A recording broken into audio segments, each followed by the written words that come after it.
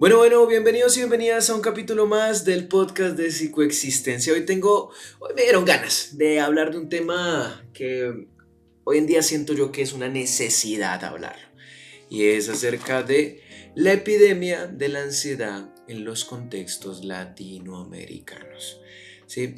¿Cómo hablar de la ansiedad hoy en día se vuelve extremadamente una necesidad debido a la situación que vive Latinoamérica, teniendo como la ansiedad como el trastorno, bueno, los trastornos de ansiedad como una de las patologías a nivel mental más prevalentes, mucho más que la depresión, específicamente en el continente americano, en el mundo? ¿Sí? Esta parte es muy importante porque a lo que quiero llegar es, vamos a hacer un recorrido histórico por parte de cuál ha sido la evolución de la ansiedad hasta el punto de la actualidad. El nombre tiene unos matices importantes que me interesa aclarar, ¿sí? Hoy en día pues sabemos que las epidemias hacen parte como tal de esta característica propiamente de los virus, ¿sí? O sea, no es que yo me haga al lado, si yo tengo ansiedad, me hago al lado de una persona, estornudo y pues le transmito mi ansiedad, pues no funciona así. Pero curiosamente, si yo soy padre, madre, hermano, pareja, ¿sí? Una persona que convive constantemente con la persona, ¿sí? Muy posiblemente mis reacciones, tanto mi gestión emocional, mis reacciones a nivel social, ¿sí? Mis conductas que yo pueda tener con específicamente mi entorno cercano, va a afectar ese entorno, ¿sí? No viene siendo un contagio viral, pero sí una forma que al yo mismo desarrollarme con las personas en mi entorno, puede que se vean afectadas por esta emoción, esta estructura emocional, esta reacción emocional que en tanto frecuencia e intensidad se va volviendo un malestar patológico, ¿sí? Entonces, la característica de la epidemia viene siendo una cuestión más metafórica, si quisiera, digamos, agregarle como para entrar a detallar contra qué nos enfrentamos, ¿sí? De nuevo, en Latinoamérica me voy a centrar, va a ser el enfoque prioritario, pero grandes estudios han llegado, específicamente de la Organización Panamericana de la Salud, han llegado a generar o a identificar que hoy en día las sociedades de esta región, de este continente, tienen como principal trastorno más prevalente la ansiedad. Entonces me parece muy importante abordarlo como si estuviéramos hablando de una epidemia. Entonces de ahí pasamos a una parte contextual, ¿sí? El contexto. ¿Sí? Me parecía muy importante tratar de abordar un poco toda esta problemática a partir del el enfoque ecológico, la revisión ecológica de Bronfenbrenner. ¿Sí? ¿Por qué?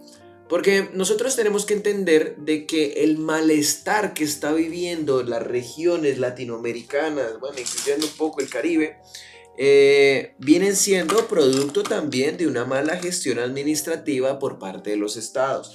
Viene siendo también parte de los lineamientos sociales normativos de una comunidad, llámese las normas sociales, llámese la moral, ¿sí? Llámese la cultura como tal latinoamericana, si es que podemos hablar de una cultura latinoamericana, costumbres latinoamericanas o asimismo consecuencias latinoamericanas. Es muy importante entender de que hoy en día pues la diferencia entre los países latinoamericanos a nivel general, claro está, no son tantas, ¿sí? Y ya vamos a entrar a detallar un poco más eso, ¿sí?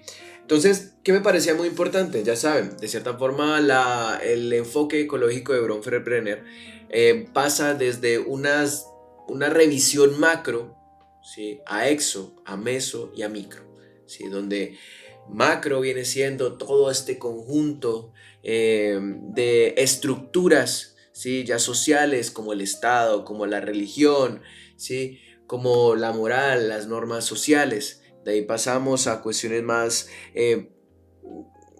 pequeñas, que no son tan pequeñas, pero sí un poco menos, abarcan cuestiones un poco más específicas. Ya hablamos de los países, ¿sí? Hablamos específicamente de los medios, los gobiernos locales, ¿sí? La familia o los vínculos sociales que están de pronto un poco más alejados de nosotros, ¿sí? Como los amigos lejanos, ¿sí? La familia lejana. ¿sí? De ahí para adelante seguimos reduciendo el círculo y en el mesosistema encontramos a la familia, ¿no? Sí, como un conjunto social, parte de la raíz de la sociedad viene en la familia. ¿Cómo afecta? Digamos, vamos viendo de que cómo afecta entonces la familia a el desarrollo mismo de la ansiedad. Podemos entrar a concluir que demasiado, ¿sí? También está, digamos, la vecindad, ¿sí? Las personas con las que cotidianamente de pronto nos reunimos, indirectamente hablamos, ¿sí? Los compañeros, tanto a nivel educativo, a nivel laboral, todos estos vínculos socioafectivos ligeramente más cercanos, ¿sí? Con las personas con las que convivimos cotidianamente, ¿sí? Y hasta llegar al punto donde está el individuo, ¿no? El microsistema. Sí, esta parte me pareció muy importante porque cuando vemos o desglosamos el problema o la problemática de la ansiedad, ¿sí? Es muy interesante entrar a detallar de que no viene siendo un elemento específicamente del individuo, ¿sí? Sí, es algo que tenemos que entrar a analizar, que sí o sí la delimitación a nivel social, ¿sí? La economía, las políticas públicas, el Estado, ¿sí? La familia, el colegio, todos estos sistemas que van cada vez ampliándose, tienen mucho que ver en la prolongación, porque tienen mucho que ver en la intervención de la misma ansiedad como estructura patológica. Recordemos, esta parte es muy importante porque cuando hablamos de ansiedad, no hablamos de una estructura patológica, no deberíamos de hablar de una estructura patológica. Es como si yo les dijera su miedo, el miedo que ustedes sienten, la ira, la tristeza, la rabia, ¿sí? La alegría, la sorpresa, el asco, son estructuras patológicas. No, tal vez displacenteras sí, pero no son ni patológicas y tampoco en un inicio son negativas. ¿Sí? Abordar esta parte es muy importante porque la ansiedad termina siendo una emoción, ¿sí? Una estructura emocional, una reacción emocional y por ende adaptativa, por ende funcional, por ende necesaria, ¿sí? Entonces esto es muy interesante porque ya cuando hablamos de un trastorno de ansiedad, hablamos específicamente de tanto como la ansiedad con su frecuencia y en su intensidad se vuelve limitante para nosotros podernos desarrollar de la forma correcta en diferentes ambientes, en diferentes entornos, ¿sí? Esto va a ser muy importante y ya iremos como tal profundizando un poco más acerca de esta problemática que cada vez va más en auge, ¿sí? Hoy en día, si ustedes se ponen a analizar quién no tiene ansiedad, de nuevo, hasta un nivel limitante, todos la tenemos, pero entramos a detallar de qué es más común encontrarse tanto en redes sociales como en una charla, en una conversación, como dentro de los mismos videos que uno puede ver. Sí, uno encuentra que la ansiedad está causando estragos, ¿sí? Ahora bien, ¿por qué me parece ser? Y por último, digamos, la actualidad. Sí, en la parte de la epidemia de la ansiedad en los contextos latinoamericanos actuales. ¿Por qué hablo de actualidad? Sí, porque la ansiedad no es algo de hoy en día. La preocupación, la angustia, ¿sí? No es algo que empecemos a evidenciar hoy en día, que se empieza a estudiar hoy en día. Es algo que lleva una buena cantidad de siglos estudiándose. No tanto como concepto, es decir, no hablamos de la ansiedad como concepto y que se viene trabajando como concepto desde hace siglos. Se viene trabajando, digamos, la sintomatología, las manifestaciones, el malestar mismo, ¿sí? Ya entraremos a detallar cómo es tan importante hacer esta línea de tiempo, porque entramos a detallar y colocar los pies sobre la tierra en la medida de que analizamos y nos damos cuenta de que es un mal que nos ha acompañado durante mucho tiempo. Y hoy en día, teniendo las herramientas necesarias para poder intervenirla mucho más eficazmente, vemos cómo la ansiedad se encuentra extremadamente disparada en muchas partes del mundo, pero de nuevo, el enfoque está en Latinoamérica. Vamos a entrar a detallar todo lo que viene la parte grecorromana, los siglos XVI y XVII, el siglo XVIII, siglo XIX con el psicoanálisis, siglo XX, inicios del siglo XX con el conductismo, mediados del siglo XX con el cognitivismo, al punto en el que estamos hoy, inicios del siglo XXI hasta la misma actualidad. Vamos a entrar a detallar, digamos, esta línea de tiempo en un inicio, ¿sí? Va a ser muy, muy importante, al punto de generarnos de pronto ya una mejor adaptación a un contexto, ¿sí? Que viene siendo hoy en día qué está pasando con la ansiedad y por qué se encuentra o por qué afecta como está afectando a todos los latinoamericanos, ¿sí? Esta parte es muy importante. ¿Listo? Ahora bien, en la actualidad, digamos, nos podemos llegar a entrar a hacernos una pregunta, ¿no? ¿Por qué antes no se veía la ansiedad tal cual como la tomamos, la vemos ahora? ¿Sí? O sea, ¿qué viene a influir en el tiempo? ¿Sí? Entonces, vamos a hacer un recorrido hasta los inicios de los estudios de la misma ansiedad. Curiosamente, y esto me parece muy importante generar de pronto una especie de análisis, y es que lo que se estudiaba en los años 460 antes de Cristo, hablamos de la filosofía grecorromana, ¿sí? Todo lo que viene siendo Hipócrates, Cicerón, Séneca, ¿sí? Entraron a detallar, pero, o sea, detallar de un nivel, obviamente, ustedes saben que la filosofía es el cuestionamiento del todo, ¿sí? La ciencia que estudia el todo, el significado de las cosas, ¿sí? Y cómo en este intento de descifrar el malestar humano, porque pues hay que decirlo, el malestar que se estudiaba era propiamente humano, en comparación, digamos, con la parte natural, pero centrándonos y vamos empezando con la parte de Hipócrates. ¿Sí? ¿Qué pasó con Hipócrates? Él lo que hace es generar, digamos, algo que él llamó el corpus hipocrático. En ese tiempo, de nuevo, no existía el concepto de ansiedad como concepto, ¿sí? Ya él empieza a generar, digamos, o a esbozar lo que vendría siendo los primeros bosquejos de un malestar ligado a la preocupación, ¿sí? Al sobrepensamiento, a la angustia, ¿sí? Él empezó a entrar a detallar de que parte del humano, ¿sí? De acuerdo a su confluencia con su entorno, iba generando ciertos niveles de preocupación.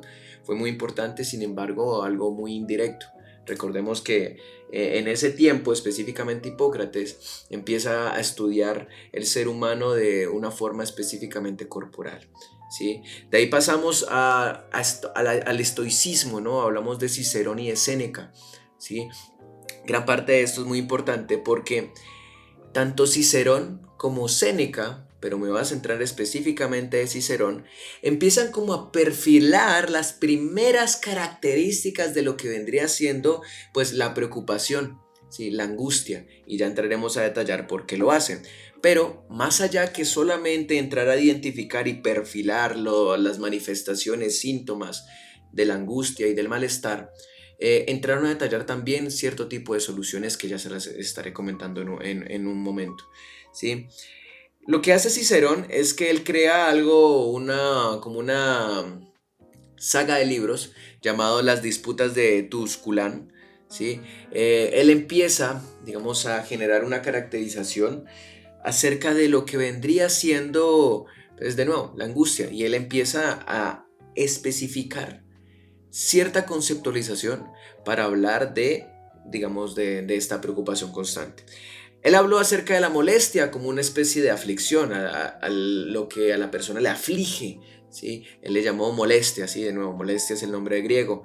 De ahí pasamos a solicitudo, ¿sí? Como parte de lo que hoy en día conocemos como preocupación. Y angor, ¿sí? Él se refería al angor como la ansiedad, ¿sí? La angustia, angor, angustia, ¿sí? Y aquí, esta parte es muy importante porque él ya logra identificar algo llamado trastorno.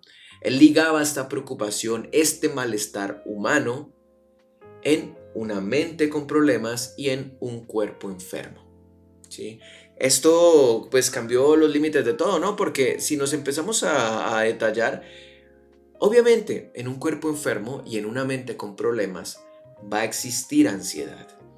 Pero no por tener ansiedad vamos a tener específicamente un cuerpo enfermo y no de pronto una mente extremadamente llena de problemas. Ya sabemos hoy en día que la ansiedad surge, digamos, de una adaptación, acoplamiento, una integración a entornos verdaderamente nuevos, experiencias nuevas o, digamos, el acercamiento a cuestiones traumáticas o a cuestiones que nosotros podemos llegar a entender por asociación que nos pueden afectar. Entonces, ya sabemos que, pues, de nuevo, esto es un acercamiento, pero, si se fijan, no está muy lejano de ser algo real, ¿sí?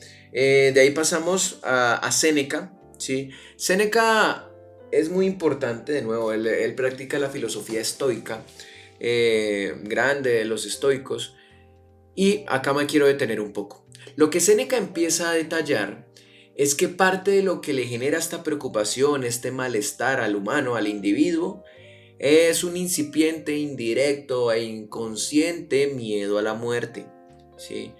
Él empieza a detallar no solamente el miedo a la muerte, sino también una preocupación constante por el futuro, dícese también de la incertidumbre. Sí, recordemos que el futuro es eso que no se sabe qué va a suceder y por ende pues se genera esta preocupación, este malestar porque yo no tengo ni idea qué va a pasar. ¿Sí? Esta parte es muy importante. ¿Por qué quise detener acá? Porque si ustedes se fijan a inicios, mediados, finales de 1900, encontramos grandes y existencialistas. Kierkegaard, Heidegger. Bueno, Kierkegaard y Heidegger son, digamos, de un siglo pasado, pero ya entramos a ver a Albert Camus, a Sartre, a Nietzsche, ¿sí? A Emil Cioran, ¿sí? Como parte también de ciertos filósofos existencialistas, ¿sí? Que entraron a detallar cómo al humano también inconscientemente lo condiciona el miedo a la incertidumbre, a la muerte, a la soledad, al dolor, ¿sí? Y cómo esto también va generando significantes muy importantes para que la persona encuentre ciertos significados a su existencia, ¿no?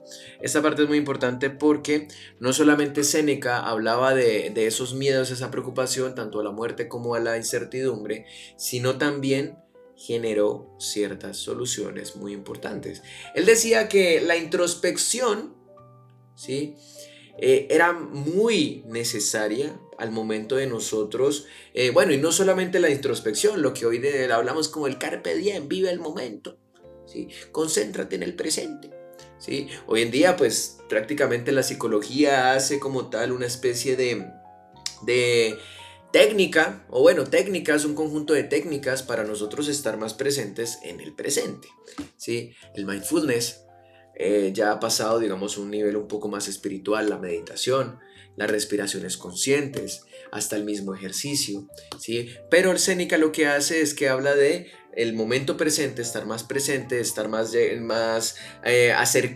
acercarse un poco más, digamos, a lo que vendría siendo la naturaleza y tratar de contemplar lo que viene siendo nuestro entorno, ¿sí?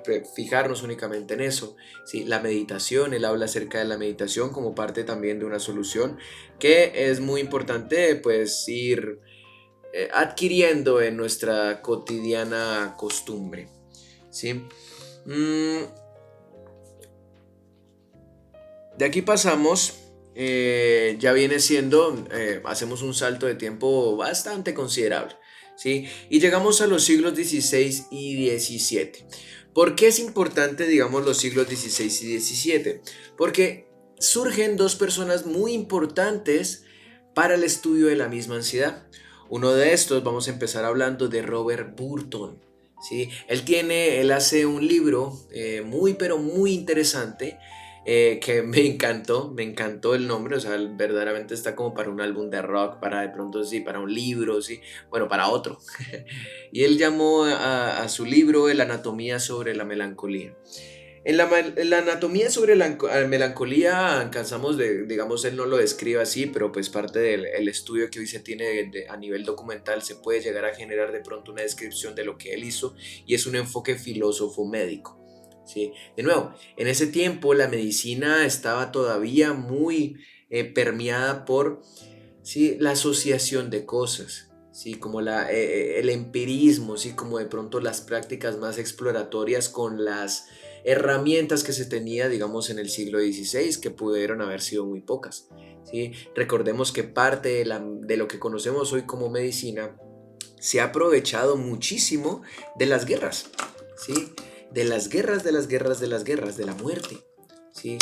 Parte de muchos de los médicos, filósofos, artistas entraron a detallar lo que vendría siendo la anatomía del cuerpo mientras estudiaban cuerpos muertos, cuerpos que han sido, digamos, abatidos en guerra, ¿sí? Esto es totalmente disruptivo porque entonces entramos a detallar de que sin las guerras civiles, sin las guerras que se han tenido hasta ahora, incluyendo tanto la Gran Guerra como la Segunda, no hubiese la medicina que existe hoy en día, ¿sí? Es algo verdaderamente doloroso asumirlo así, tal vez un poco difícil, pero es una realidad. Gran parte de los médicos que han llegado hasta este punto, la medicina que tenemos hoy en día, se valió mucho de eso, ¿sí? De estudiar a los muertos, de estudiar a los heridos, ¿sí? Y de ahí para adelante, bueno. Lo que pasó, digamos, en este libro, Robert Burton empieza a hacer el primer anclaje, ¿sí? De lo que viene siendo la biología de la persona, es decir, la estructura corporal de la persona, que en confluencia con el ambiente afectaba al individuo y propiciaba la aparición del malestar, ¿sí? Él también empieza a generar, digamos, cierto tipo de soluciones que no están muy lejanas a las que estableció Séneca, ¿sí? Y que no son muy lejanas a las que hoy en día tienen las terapias cognitivo-conductuales, ¿sí? Las terapias, digamos, más ligados también al enfoque o intervención de la ansiedad, y es la introspección, el conocimiento propio, como, ¿sí? La mejora o el medicamento para, digamos, sobrellevar la ansiedad, ¿sí? Hoy en día, aparte de lo que nosotros podemos entender como ansiedad, primero es una emoción protectora, segundo, ¿de qué nos protege, no? O sea, muchas veces nos protegemos, ¿sí? Con lo que tenemos, y muchas veces la falta de conocimiento propio hace que tratemos de, a nivel emocional, protegernos mucho más porque nos encontramos realmente, ¿sí? Vacíos de cosas, desprotegidos, desarmados, ¿sí? Entonces sacamos las únicas herramientas que propiamente podemos llegar a tener a nivel innato y vienen siendo las emociones. Y ahí también se encuentra, digamos, un elemento importante en la aparición de la ansiedad, ¿sí? Que hoy en día ya podemos decir que viene siendo así. De ahí pasamos a un personaje que viene siendo un ícono dentro de la misma neurología y viene siendo Thomas Willis, ¿sí? Thomas Willis fue una persona muy pero muy importante tanto para la neurología, la medicina, la psicología y obviamente en la investigación y estudio de la misma ansiedad. Él fue pionero en el estudio anatómico del cuerpo humano, ¿sí? Muy importante. Y aparte de eso, fue el primero en entrar a detallar las primeras o esbozar las primeras afectaciones neurológicas, ¿sí? Que tenían que ver específicamente con la cabeza, ¿sí? Identificó la amígdala como respuesta en las emociones, obviamente, no como aquí está la amígdala, ¿sí? Sino que él fue el que empezó a generar, digamos, una conceptualización, aparte de, obviamente, el estudio de los golpes en la cabeza, ¿sí? Él empezó a ver de que por aquí hay un elemento que puede verse afectado y por ende, pues, afecta las emociones del individuo, ¿sí? Pasamos, digamos, al siglo XVIII, inicios del siglo XVIII, con Agustín Morel y Philippe Pinel. Acá no me va a detener tanto, pero voy a hacer de pronto un poco más, sí, como más específico. Tanto en Agustín Morel fue el primero que empezó a delimitar lo que vendría siendo la conceptualización de la ansiedad. Él hablaba del delirio emotivo, él habló de neurosis del sistema nervioso ganglionar, ¿sí? Parte muy importante también en el inicio también de la medicina de 1800 mediados y también en el inicio del psicoanálisis. Philippe Pinel, digamos, psiquiatra, el padre de la psiquiatría en Francia, él empieza a estudiar parte de lo que viene siendo la prolongación de la preocupación de las personas que estaban dentro de los manicomios en ese tiempo, ¿sí? En ese tiempo no había centros de rehabilitación, centros de psiquiatría, ¿sí? No existía eso, había manicomios y por ende, digamos, la Salpêtrière Era parte donde él empezaba a documentar mucho de lo que se encontraba ahí, ¿sí? Como el análisis de la locura, y parte de eso pues obviamente estaba el inicio, los primeros inicios de el estudio también más preciso de la ansiedad. Pasamos a finales del siglo XIX, ¿sí? En finales del siglo XIX encontramos acá a el padre del psicoanálisis, Sigmund Freud. ¿Sí? Este personaje obviamente ampliamente criticado hoy en día por la psicología basada en evidencia, ¿sí? En eso no me voy a centrar, pero fue muy importante para entrar a detallar ciertos conceptos que hoy en día todavía se utilizan, ¿sí? Ya entraremos a detallar por qué. Él lo que primero hace es encontrar, digamos, cierto conflicto intrapsíquico. Ya las personas que son amantes del psicoanálisis, y obviamente cualquier psicólogo sabe de lo que es el conflicto intrapsíquico. Si a ti te gusta la psicología, nunca has escuchado de qué es el conflicto intrapsíquico, te lo comento muy brevemente. Él estructura, digamos, tres elementos, parte como tal de la misma cobertura del humano: el ello, el yo y el superyo. El ello viene siendo la parte instintiva, ¿no? Esa parte, digamos, ¿sí?, innata del humano, con lo que nacemos, que nos hace acercarnos un poco más al deseo, ¿sí? De ahí para adelante, el yo, que viene siendo un mediador, ¿sí? Como viene siendo un poco la conciencia, ¿sí? Y el super yo, que viene siendo esa influencia externa, social, generalmente moral. Él habla mucho acerca de la moralidad y las introyecciones, ¿sí? El deber ser de nosotros. Constantemente, él lo que dice es que tanto el super yo como el ello están en constante conflicto, en constante lucha. El yo es el mediador, es el que dice, bueno, vámonos un poquito más por lo que dice la moral. No, bueno, vámonos un poquito más por lo que dice el deseo, lo que dice mi instinto. ¿Sí? Él decide. Sí, obviamente van a haber tendencias un poco más ligadas al ello, y van a haber a veces más tendencias ligadas al super yo. Cada de estas tendencias va generando un tipo de malestar. Ahora bien, parte de lo que se habla de cómo se empieza a estudiar la ansiedad a través del conflicto intrapsíquico es que imagínense ustedes una mente que constantemente está en lucha con lo que quiere contra lo que debe, ¿sí? Contra lo que verdaderamente le gusta, contra lo que le dicen que le debe gustar, ¿sí? Imagínense, una mente está en caos, ¿sí? Obviamente, no hay excepciones, tal vez muchas más, pero lo que él empieza a evidenciar es que esto le genera malestar y una alta preocupación a la persona cuando este conflicto intrapsíquico es extremadamente agudo, ¿sí?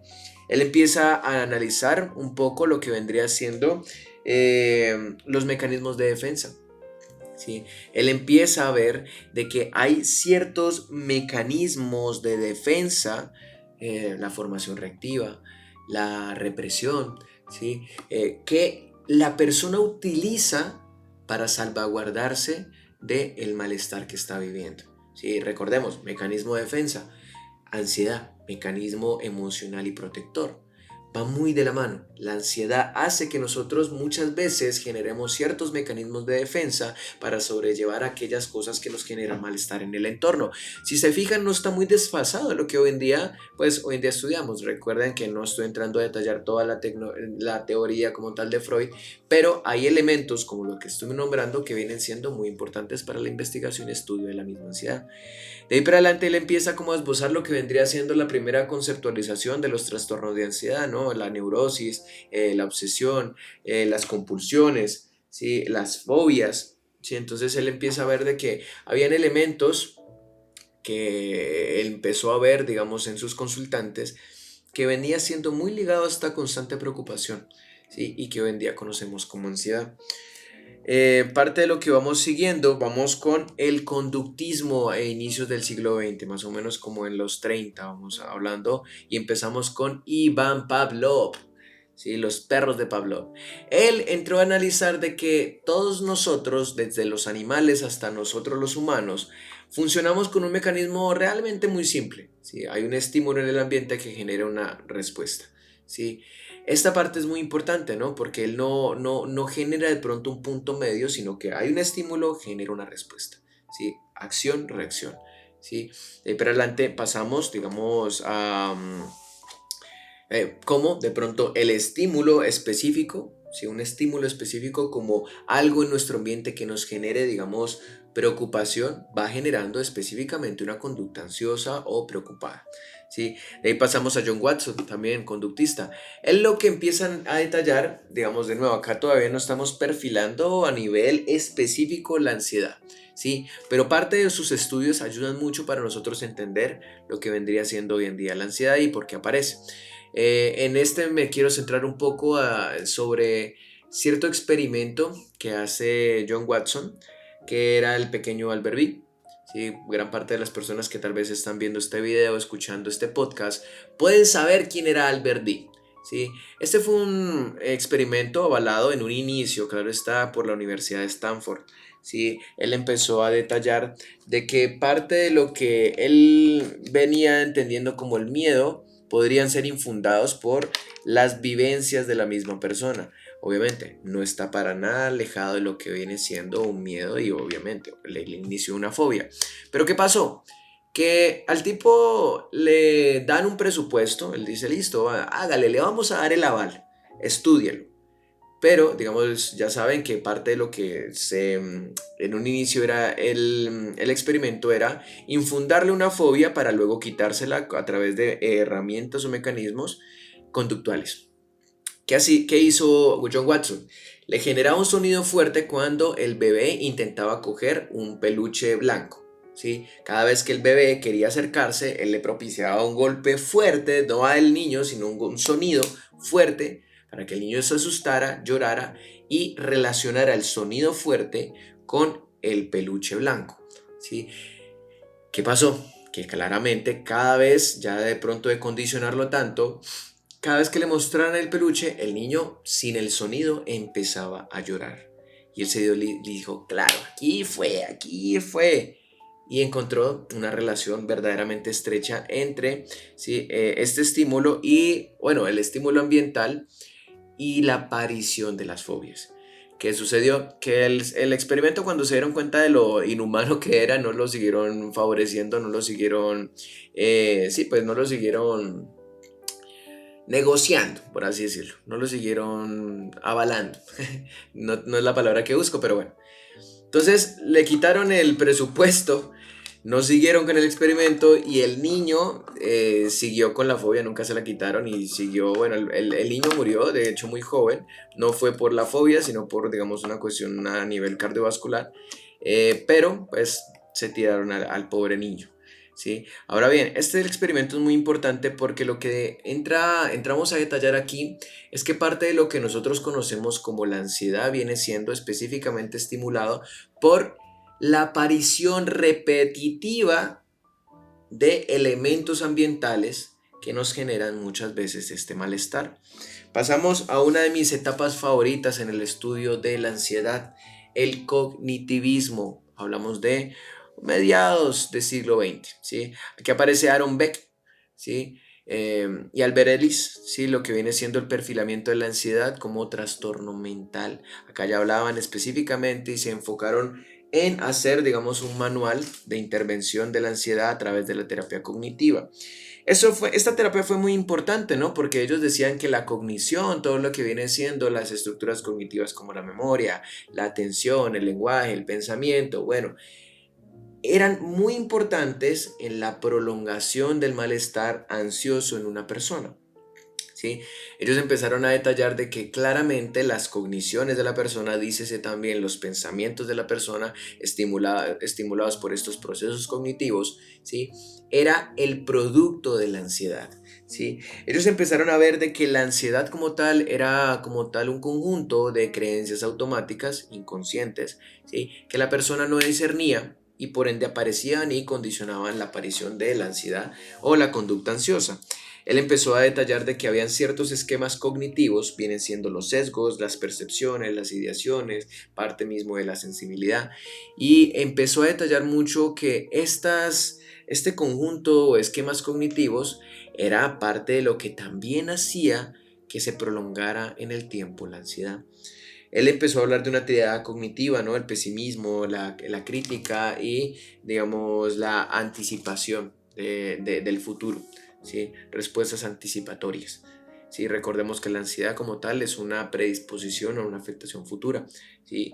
Y al final, obviamente, da ciertas soluciones, ¿no? Como viene siendo como la exposición gradual, la reestructuración cognitiva, ¿sí? Para generar de pronto estrategias de afrontamiento, ¿sí? Para la misma ansiedad. Esto no es nada más la exposición gradual, es un acercamiento progresivo a lo que genera preocupación, ansiedad, fobia, y viene siendo también la reestructuración cognitiva como una autocrítica de los pensamientos y una identificación de qué tan real o qué tan verdaderamente, sí, acorde al estímulo ambiental viene siendo la preocupación medida por nosotros. Pasamos ya a la actualidad. La actualidad es muy importante porque aquí nosotros empezamos a detallar, ¿sí? Que hoy en día hay muchas herramientas que se utilizan para el análisis de la misma ansiedad. Empezamos por los métodos de intervención cada vez más precisos. Hoy en día, de nuevo, ya tenemos, acá estoy diciendo, digamos, los puntos más verdaderamente importantes en el estudio como tal de la conducta humana, pero la cantidad de investigaciones, de exploraciones, de documentos que empezaron a existir hasta la fecha y a inicios del siglo XXI eran muchísimos. Es decir, ya se tenía, digamos, un acervo epistemológico que las personas podían utilizar para hacer una investigación documental y por ende perfilar cada vez más, hacer más preciso, más consistente el estudio mismo, la investigación misma de la aparición de la ansiedad y su desarrollo. ¿Sí? Cada vez se apuntaba mucho más a la funcionalidad, ¿sí? Y de nuevo, pues acá pasamos ya a una cuestión donde se empezó a estudiar, digamos, todo lo que vendría siendo a través de la genética y la epigenética, ¿no? Ya empezaron a través de estudios de laboratorio cómo este factor genético era muy importante en el estudio mismo de la ansiedad, porque empezaron a estudiar a través de no solo la genética, sino la epigenética, el estudio de las familias, el estudio de los gemelos, el estudio, sí, de toda esta raíz genealógica, cómo la herencia genética hacía que yo tuviera una predisposición, ¿sí? A través de mi propia genética a la aparición de la ansiedad. ¿Sí? Ya se sabe hoy en día que es con una incidencia considerable. ¿Sí? Empezaron a generar de pronto también una identificación de los genes, ¿sí? Como estos genes también hacía que de nuevo apareciera la ansiedad. Empezaron a través de la epigenética analizar mucho cómo el ambiente podría modificar también nuestra genética, es decir, parte de nuestro ADN, ¿sí? Cómo el encuentro temprano, desde el vientre hasta los mismos primeros años, del niño, el bebé, el feto con el estrés, ¿sí? Hacía que se modificara parte de su genética y hacía que ese estrés en las etapas tempranas generara en un futuro, en un adulto, en un adolescente, en un adulto, la aparición de las conductas ansiosas. ¿Sí? De ahí para pasamos, digamos, todo lo que viene siendo la revisión, abordaje y estudio de la ansiedad por medio de las neurociencias y la neuroimagen. ¿Sí? Esto fue totalmente revolucionario. ¿Sí? Las neurociencias, hasta lo que va hoy, ¿sí? Han llegado a concluir la importancia del carácter estructural de la mente en la aparición de la ansiedad, ¿sí? Nosotros ya podemos entrar ahí e identificar parte de los circuitos cerebrales que a través de resonancias magnéticas vienen interfiriendo o estimulando la aparición de la conducta ansiosa en una persona. Ya se puede evidenciar cómo una persona a través de los impulsos nerviosos, energéticos también, ¿sí? Ya pueden ser, digamos, fruto o dar origen a las conductas ansiosas en una persona, ¿sí? Ya dan más relevancia a estructuras, ¿sí? Elementos de la mente, ¿sí? Como la amígdala, como el hipotálamo, como el tálamo, como la hipófisis, como el hipocampo, ¿sí? Como la corteza prefrontal, en la aparición y prolongación de la misma ansiedad en la persona, ¿sí? De ahí para adelante empezamos a darle también como más importancia de nuevo a estas estructuras cerebrales. Vemos como las respuestas neuronales a ciertos estímulos, es decir, ya podemos identificar en qué momento y qué partes del cerebro están implicadas cuando una persona ve algo ambiental que le genera ansiedad. Recordemos que a veces sí, pues eso es una característica adaptativa y por ende el susto, el miedo, el aferrarse a cuestiones de pronto que le generan cierto nivel de tensión hace que se activen ciertas zonas del cerebro, ¿sí? Y por ende ya podemos ser un poco más precisos en el estudio a nivel estructural de la mente, en la aparición y por ende también ayudar a la intervención de la misma ansiedad, ¿sí? Ya vemos también los efectos de tratamientos de una forma más precisa. Tanto vemos que hoy en día los efectos mismos de la terapia cognitivo-conductual, podemos ver los efectos en una escala obviamente, digamos, longitudinal, cómo ha afectado para bien o para mal, o simplemente nulo, las terapias cognitivo-conductuales con la mente o la reestructuración cognitiva de la persona, ¿sí? La reestructuración también hasta a nivel de pronto neurológico de la persona, ¿sí? Ayuda. ¿Cómo ayuda también o qué tan eficaz es o qué no tan eficaz es el tratamiento farmacológico en la mente de una persona para la ansiedad? Ya se sabe a través de la neuroimagen, a través de las neurociencias y ya tenemos más precisión al momento de identificar los resultados de estas intervenciones, ¿sí? Y de nuevo, pues ver a nivel longitudinal la evolución de la persona y por ende también la mejora a nivel de la conducta ansiosa de la persona, ¿sí? Llegamos, digamos, a la actualidad y de nuevo volvemos a entrar a hacernos la pregunta, ¿no? ¿Para qué todo este recorrido a nivel de tiempo, ¿no? O sea, ¿para qué es importante entrar a analizar lo que viene siendo el tiempo, este eje temporal en la aparición, digamos, de lo que hoy viene siendo la ansiedad? Porque hoy en día se tienen las herramientas suficientes para nosotros poder intervenir eh, de forma más precisa la ansiedad. Pero ¿por qué hoy en día no se puede hacer con las tecnologías que existen en Latinoamérica? ¿Sí? ¿Por qué hoy viene siendo, digamos, parte de los mecanismos patológicos más prevalentes, de las estructuras patológicas más prevalentes en esta región del mundo? ¿Sí? Si hay cómo, si ya hay información, si hay métodos de intervención, ¿sí? Y entraremos a detallar un poco más eso. Hay, digamos, un índice de inversión, una inversión de desarrollo humano por parte de los países, ¿no? Aquí para las personas que están viendo el video se les voy a dejar ir viendo las fotos, si no, pues les voy a ir dando también el resumen. Sí, hoy en día en los países latinoamericanos con mejor inversión en el desarrollo humano, ¿sí? Está de primero, como no, Chile, segundo Argentina, tercero Costa Rica, cuarto Uruguay, quinto Panamá. ¿Sí? Acá tenemos que un índice de desarrollo humano muy alto. Ya entraremos como tal a ver qué pasa con esto y por qué de pronto no es tan fiable el índice de desarrollo humano para la intervención de la misma ansiedad, ¿sí? En un índice de desarrollo humano alto tenemos después República Dominicana, Cuba, Perú, México, Brasil, Colombia, Ecuador, Paraguay, ¿sí? Vemos que también tenemos un índice de desarrollo humano alto. Estas cifras las dio la CEPAL. Si recuerden, todo esto está totalmente, lo pueden encontrar. Acá abajo les voy a dar también, digamos, todos los links que puedan encontrar. Ya los verán también en el video o pues los pueden buscar también en YouTube. Ya tenemos en un índice medio, ponemos allá Bolivia, Venezuela, El Salvador, Nicaragua, Guatemala, Honduras. Este informe es del 2021, este análisis como tal. El informe se dio en el 2022, es el informe más reciente. Y bueno, de último, en el más bajo tenemos Haití, ¿sí? Pero ¿qué pasó? Y este informe, digamos, es muy reciente, hecho por la Organización Panamericana de la Salud. La Organización Panamericana de la Salud, la OPS, advierte que hay un deterioro de la salud mental en Latinoamérica. Este informe se arrojó el junio 09 del 2023. O sea, estamos hablando de que este informe de que la salud mental de Latinoamérica se encuentra en un estado como de riesgo es de hace 2 meses, ¿sí? Entonces, muy importante por acá, porque lo primero, y en esto quiero hacer mucho hincapié, hoy en día si ustedes se ponen a buscar en casi cualquier tipo de portal de psicología, a nivel de cualquier portal de noticias, a nivel de cualquier portal estatal, ligan muchísimo el COVID-19 como el causante del malestar a nivel mental de los latinoamericanos y por país a país, ¿sí? Esto es muy importante porque se lavan las manos con la afectación, la pandemia que hubo, digamos, en el 2020, ¿sí?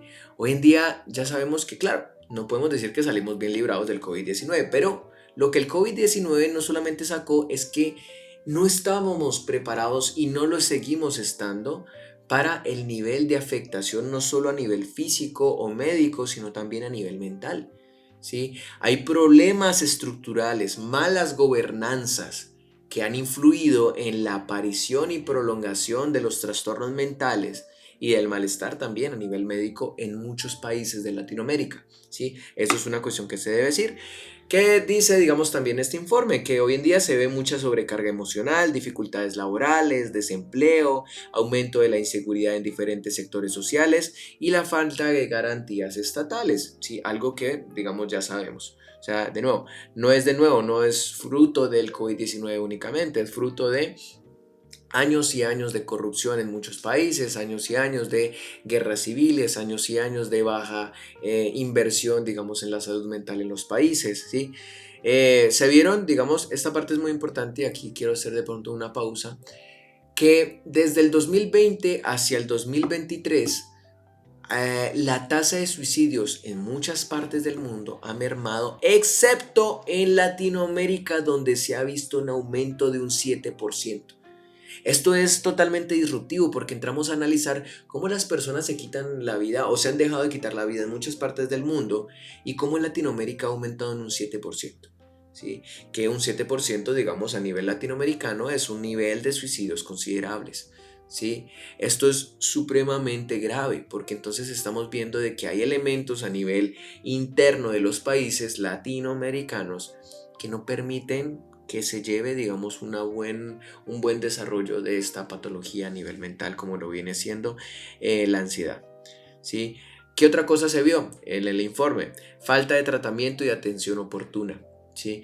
No hay formas de atender, digamos, la ansiedad. Hoy en día, si les digo la verdad, hoy en día casi es habitual que lleguen a consultorio personas que han sido atendidas a nivel de pronto público, sí, de instituciones públicas de los países, y dicen, no, la atención en la atención pública de la psicología, de la psiquiatría es pésima, ¿sí? Es pésima, pésima, pésima. Sí, me llegan muchas personas que dicen, fui a verme, digamos, del psicólogo, me atendió 20 minutos, si a mucho de pronto me pidió algunos datos, si a mucho de pronto me vio y luego, bueno, vengan un mes. Sí, cosas que las personas de pronto están sufriendo, están muy preocupadas, están congestionadas de un sistema que no les da la importancia que se merece. ¿Sí? Y obviamente la culpa tampoco es del médico, la culpa viene un poco más, de nuevo, los ejes, ¿sí? Micro, meso, exo y macro. La culpa viene desde las cuestiones macro y van hasta llegar al individuo donde claramente lo está afectando, ¿sí? Por eso es muy importante este enfoque, ¿sí? Ahora bien, los países de la región destinan únicamente el 3% de su presupuesto a los sistemas de salud y obviamente también haciendo énfasis en la atención de la salud mental. Esto es, imagínense, un país que le destina el 3% de su PIB a la salud mental. Es un país que va a vivir destinado a los trastornos mentales. Así de sencillo, ¿sí? No es importante para los gobiernos la salud mental. ¿Sí? Invierten en infraestructura, invierten en educación, a veces no tanto como uno quisiese, invierten, digamos, en vías, invierten en materia de cuestiones políticas para el comercio, para la economía, para las viviendas, pero las personas pueden tener un montón de cosas en las que el país invierte, pero no invierten en la calidad de vida a nivel de salud mental, ¿sí? Y esa parte es muy grave. Y por último, lo que avisaba el informe era que hay una escasez de personal calificado para la intervención, por lo menos temprana, de estas patologías mentales. Entonces, claro, imagínense ustedes, y yo les comento acá a nivel personal, yo no cobro mucho, pero cobro muchísimo mejor, como unas 4 veces más, que un psicólogo a nivel público. es real, ¿sí? Lo sé porque tengo colegas conocidos trabajando en el sector público y lo que ellos ganan es un descaro, es una miseria para el nivel de exigencia que tienen en los trabajos, ¿sí? Y ese es un elemento muy importante. Hoy en día ya muchos de los psicólogos que pues se gradúan de psicología no quieren estudiar psicología porque hay muy poca oferta. Ve, hay muy poca demanda, hay mucha oferta, pero muy poca demanda, ¿sí? En mi grado yo me gradué con aproximadamente, a ojo de buen cubero, más de 200 psicólogos, ¿sí? 200 psicólogos, tal vez más, ¿sí? Y hoy en día muchas de las personas, por no decir que la gran mayoría, no están trabajando, no ejercen la psicología. ¿Por qué? Porque no hay garantías para los psicólogos hoy en día, ¿sí? Entonces, pues obviamente no hay personal para trabajar todo esto. Y agregándole a esto, pues las personas, esto no lo dice el informe, lo he visto en otro informe tanto de la Organización Mundial de la Salud como el de la Organización Panamericana de la Salud, y ellos empiezan a tender a analizar de que también hay un problema a nivel educativo porque las personas no entienden mucho de lo que va a la salud mental, ¿sí? Lo que va a la psicología. Hoy en día ir al psicólogo para muchas personas es estar loco. Sí, y por ende, pues claro, las personas se pueden enloquecer, pero ya al final cuando ya se ven sumidos, digamos, en algún trastorno de cualquiera que sea, pues ya dicen, listo, pues me voy a ir a atender y muchas veces ni siquiera es por psicología, sino que de una van a la farmacología.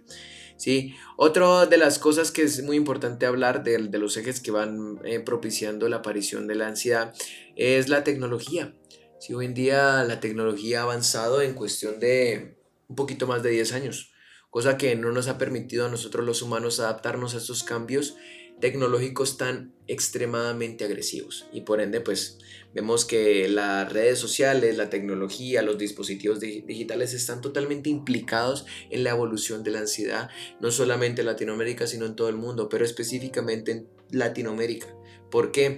Porque hoy en día no hay políticas públicas, de nuevo, para nosotros poder controlar esto. ¿Sí? Porque es así, ¿no? O sea, la gente no es consciente y no va a limitar el placer que les produce las redes sociales, la tecnología, así de sencillo, ¿sí? Debe existir un organismo a nivel macro que pueda delimitar el uso, digamos, hasta qué punto las redes sociales, hasta qué punto estas gigantes empresas pueden ser limitadas para un país. ¿Sí? Si el mismo estado no las limita, la persona del común no lo va a hacer, ¿sí? Porque de nuevo, la dopamina no se limita, ¿sí? El placer no se limita y mucho menos cuando el placer, que pasa muchas veces a una adicción a las redes, a la tecnología, pues claramente no se va a limitar. Entonces, no se limita porque no hemos tenido la capacidad de que esta adaptación a estos entornos digitales sea paulatina. No, ha sido extremadamente rápida. El humano no evolucionó tan rápido y por ende pues no ha podido regular esto. ¿Sí? Según la OPS, el 27% de los adolescentes y jóvenes encuestados en América Latina y el Caribe reportaron haber sentido ansiedad y el 15% de depresión. Una de las razones, las redes sociales. Esta parte es muy importante. Todo esto lo pueden encontrar en informes de la OPS. Y aquí vemos de nuevo, 27% de ansiedad, 15% de depresión. ¿Sí? Y es mucho, o sea, de los jóvenes encuestados, bueno, tenemos un marcaje tampoco tan alto, no sí, se me da el nombre, sí, un grupo de gente, tampoco es que sea mucho, hablamos de 8.000 personas, que digamos es un nivel considerable, pero habemos millones y millones de personas, sí, esto todavía de pronto no es tan preciso, sí puede ser mucho más. Parte también de los estudios, también hay un estudio que se hace, digamos, en el University College de Londres, en la Universidad de Sheffield, también Inglaterra, ¿sí? En la Universidad de Los Ángeles, donde hablan también de la preocupación constante de las redes sociales como formas de, como agravantes de la ansiedad en las personas, específicamente en los jóvenes. Hoy en día el estudio llega a generar una estadística bastante alarmante, donde el 97% de los jóvenes en el mundo utiliza redes sociales. De nuevo, hablamos de sí, estructuras de pronto europeas donde pueden ser muy sesgadas, sí, puede que este porcentaje pueda ser menor o pueda ser mayor, sí, pero no se incluyen, supondría que muchos de los países en el mundo, pero pues no es algo real. Ustedes se fijan, ustedes pueden preguntarle a casi cualquier persona de su entorno, tiene celular, tiene muy posiblemente redes sociales, tal vez no todas, pero sí algunas. ¿Sí? Entonces ya es muy difícil, estamos extremadamente anclados a estas nuevas tecnologías, a esta nueva modernidad. ¿Qué se dice también? De que el estado socioeconómico, de nuevo, seguimos en la parte macro, va en decadencia. Y ojo aquí, tengo dos perspectivas. Primero, una del Banco Mundial, donde dice que la pobreza en la pandemia exacerbó el 24%. Eso dice, bueno, aumentó el 24%. Pero que cada vez va mermando. Es decir, tiene un porcentaje de merma más o menos del 5% por año, al punto de que, digamos, al 2023 puede haber, digamos, una reducción casi que el 10%, ¿sí? Porque de nuevo, esto hablamos desde el 2020, donde las estadísticas de nuevo puede que sean no tan precisas. Pero según el Banco Mundial estamos mejorando. Pero ¿qué dice la CEPAL? ¿Sí? ¿Qué dice la CEPAL? El 2023 va a ser un año muy difícil para todos los países de América Latina y el Caribe. Marcará el final de una década en la que la tasa de crecimiento anual de la región, de nuevo habla de economía, ha promediado solo el 0,9%, un rendimiento incluso peor que durante la década perdida de los años 80. No se trata solo de un mal ciclo económico, es una trampa estructural de bajo crecimiento, alta desigualdad, instituciones débiles y mala gobernanza. ¿Por qué incluyo la economía acá? Porque la economía, digamos, desde, de nuevo, parte macro, exo, meso y micro, afecta a la vida de la persona.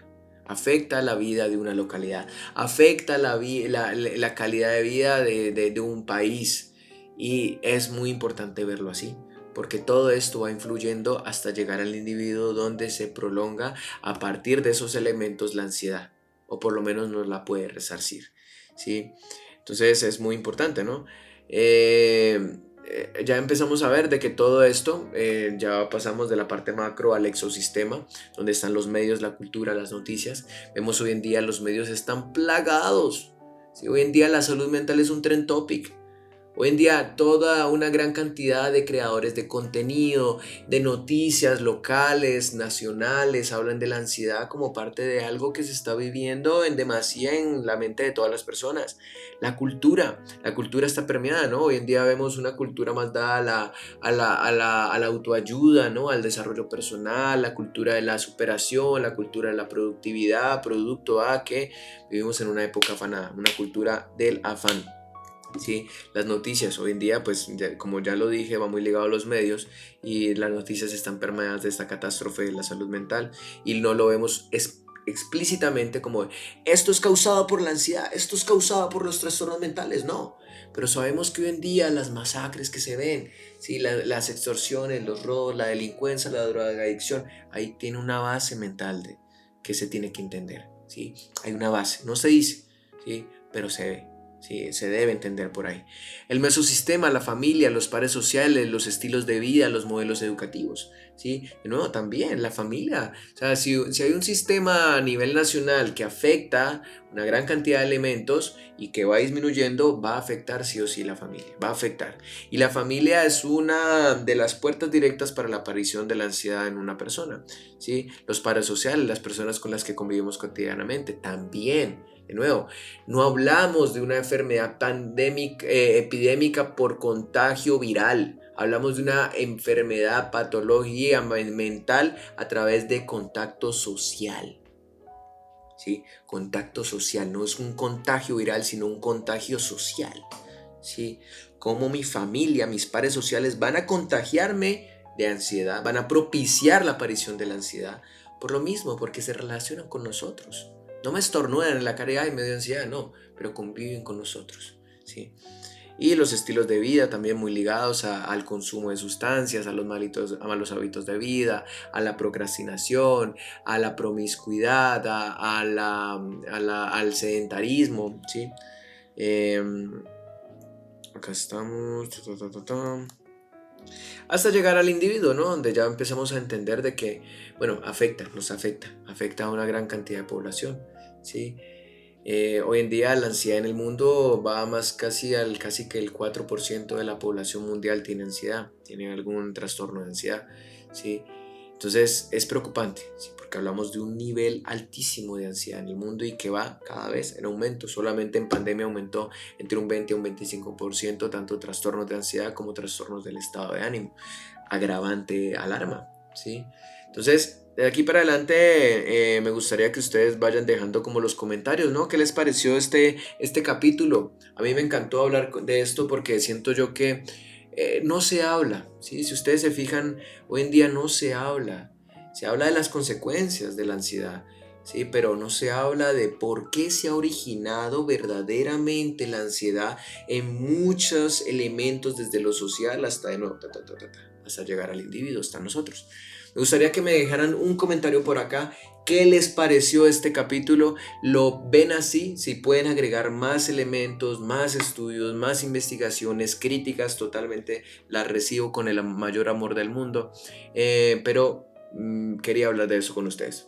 Entonces, pues si ya saben, si no se quieren perder más podcasts, les dejo por acá mis redes abajo, suscríbanse si de pronto están en YouTube, me ayudan un montón si le dan me gusta, si comentan, si comparten a las demás personas. Esto hace que el algoritmo todavía me recomiende mucho más para que más personas puedan entender que esta problemática es algo que es verdaderamente necesario abordar. Entonces pues me ayudan mucho. Si están en Spotify, si están en otras plataformas, me ayudan mucho que lo recomienden, que lo compartan también. Y recuerden, mi nombre es Felipe Ruiz, soy psicólogo clínico colombiano y este fue el capítulo de hoy en lo que viene siendo el podcast de psicoexistencia. Nos vemos en un capítulo posterior. Chao, chao, nos vemos. Chao, chao.